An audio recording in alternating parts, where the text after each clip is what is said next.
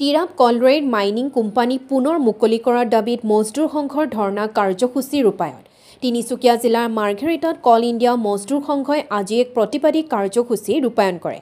বন্ধ হৈ থকা টিৰাপ কলিয়ৰী মাইনিং কোম্পানী পুনৰ মুকলিৰ দাবীত আজি অসম কলিয়ৰী মজদুৰ সংঘ আৰু ৰাষ্ট্ৰীয় কল মজদুৰ সংঘই কল ইণ্ডিয়াৰ মুখ্য কাৰ্যালয়ত ধৰ্ণা কাৰ্যসূচী ৰূপায়ণ কৰে 2 শতাধিক কৰ্মীয়ে বিভিন্ন শ্লোগানেৰে কাৰ্যালয়ৰ চৌহদ বিভিন্ন শ্লোগান দি পৰিৱেশ উত্তাল কৰি তোলে বন্ধ হৈ থকা টিৰাপ কলিয়ৰী মাইনিং কোম্পানী অতি শীঘ্ৰে পুনৰ মুকলি কৰি নিবনুৱা সমস্যা সমাধানৰ দাবী উত্থাপন কৰে ডিগবৈৰ পৰা বিনন্দ কোঁৱৰৰ ৰিপৰ্ট অল আসাম নিউজ 30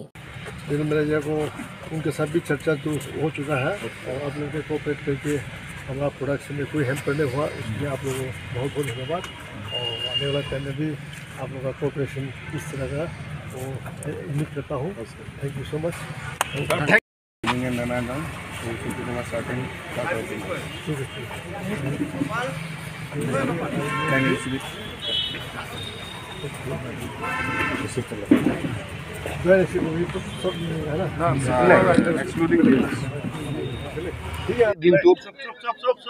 আজিৰ দিনটোত যি আমাৰ এই ধৰ্ণা কাৰ্যসূচী ইয়াত পালন কৰা হৈছে কাৰণ আমাৰ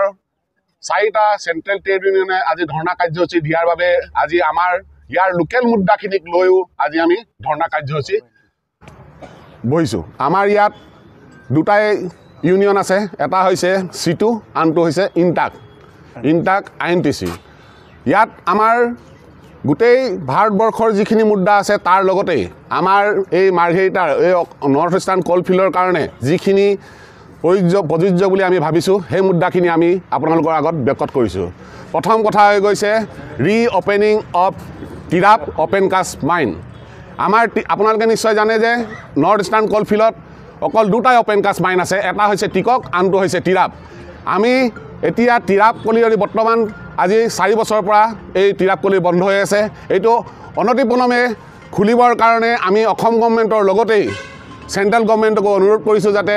এই ইণ্ডাষ্ট্ৰিটো বচাবৰ ক্ষেত্ৰত টিৰাপ কলিয়ৰী সোনকালে ৰিঅপেনিং কৰি যাতে আমাৰ এই মাৰ্ঘেৰিটাখন সুন্দৰভাৱে চলি থাকিব পাৰে ইয়াত মানুহে জীৱিকা পায় তাৰ কাৰণে আমি